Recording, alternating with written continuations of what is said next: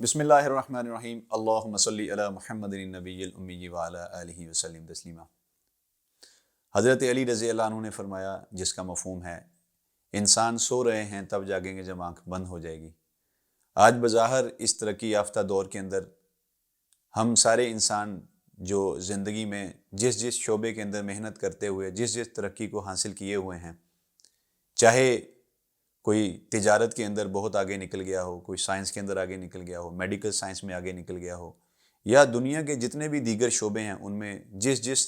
حد تک بھی آج انسان کامیابی کے اوپر پہنچ چکا ہے، ان ساری کامیابیوں میں رہتے ہوئے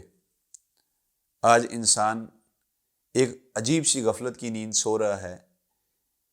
کہ وہ نیند یہ ہے کہ آج ہم نے اسی زندگی کو اپنی حقیقت اور اصلی سمجھ لیا کہ ہمیں شاید اسی دنیا کے اندر زندگی گزارتے ہوئے کامیاب ہونا ہے۔ جیسے کہ حضرت علی رضی اللہ عنہ کا قول میں نے نقل کیا اور مفہوم آپ سے میں نے آپ کے سامنے رکھا کہ انسان سو رہے ہیں تب جاگیں گے جب آنکھ بند ہو جائے گی، یعنی مرنے کے بعد انسان کی اصل زندگی شروع ہوگی۔ تو دنیا کے اندر جتنے بھی انسان آبادی کے اعتبار سے، چاہے کوئی چھوٹا ملک ہو بڑا ملک ہو، آج ساری دنیا کے انسان دوڑ لگا رہے ہیں کامیابی کے لیے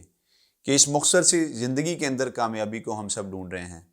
لیکن حقیقتاً جو کامیابی ہے وہ اسی دنیا میں محنت کرتے ہوئے مرنے کے بعد کی کامیابی ہے۔ جیسے کہ حدیث کے مفہوم میں بھی آتا ہے کہ اصل کامیاب وہ ہے جو جہنم سے بچ گیا، جنت میں چلا گیا، یہ حدیث پاک کے مفہوم میں آتا ہے۔ تو بظاہر تو ہم لوگ اپنی صلاحیتوں کو جن جن شعبوں میں لگا رہے ہیں، نکھار پیدا ہو رہے ہیں، دنیا بڑی خوبصورت بن رہی ہے، دنیا کے اندر ٹیکنالوجی بہت آگے چلی گئی ہے، میڈیکل سائنس میں چلے جائیں، انجینئرنگ میں چلے جائیں، تجارت میں چلے جائیں، آج انسان ایک سے ایک کے اوپر جانے کی دوڑ میں کامیاب ہو چکا ہے۔ آج ہر قسم کی ترقی کو انسان نے حاصل کر لیا ہے، لیکن ان سب کے باوجود انسان جب بالکل اپنے مرنے کے بارے میں سوچتا ہے تو فوراً سے ہر چیز زیرو ہو جاتی ہے۔ جیسے کسی شاعر نے شعر کہا نا کہ زندگی کے ہیں دو جہاں، ایک یہ جہاں ایک وہ جہاں،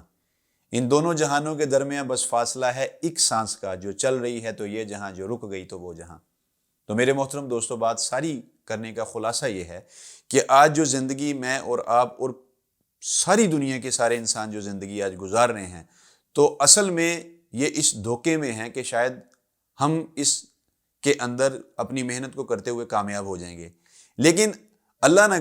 کرے اگر اسی کو اپنا اصل مسکن بنانے کی فکر میں ہم لگ گئے تو کامیاب نہیں، ناکام ہو جائیں گے۔ اس کی مثال ہم یوں بھی لے سکتے ہیں کہ اگر ہم کسی ٹرین کے سفر میں جائیں، ہم کراچی کا سفر کریں، تو ہم راستے میں کئی قسم کے سٹاپس آئیں گے، جگہ آئیں گی، کہیں کھانے کے لیے رکنا پڑے گا، کہیں نماز پڑھنے کے لیے، کہیں دوسرے تقاضوں کے لیے رکنا پڑے گا، لیکن ہم وہاں پہ بیٹھ نہیں جائیں گے۔ ہمارا اصل مقام وہ ہوگا جہاں پہ ہم نے جانے کے لیے سفر شروع کیا، تو وہ آخرت ہے۔ تو ہم کوشش کریں اس بات کی، اور اس بات کو ہم عام کریں اپنے حلقہ احباب میں، ہر قسم کے شعبے کے دوستوں سے اس بات کو ہم شیئر کریں کہ جو زندگی ہم گزار رہے ہیں، جن کامیابیوں کے ہم خواب دیکھ رہے ہیں، یہ بہت عارضی ہیں،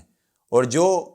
کبھی نہ ختم ہونے والی زندگی مرنے کے بعد شروع ہونے والی ہے، اس کے لیے ہم نے کیا تیاری کی ہے۔ تو یہ بڑی فکر مندی کی بات ہے میرے لیے بھی، آپ کے لیے بھی، اور ساری دنیا کے انسانوں کے لیے،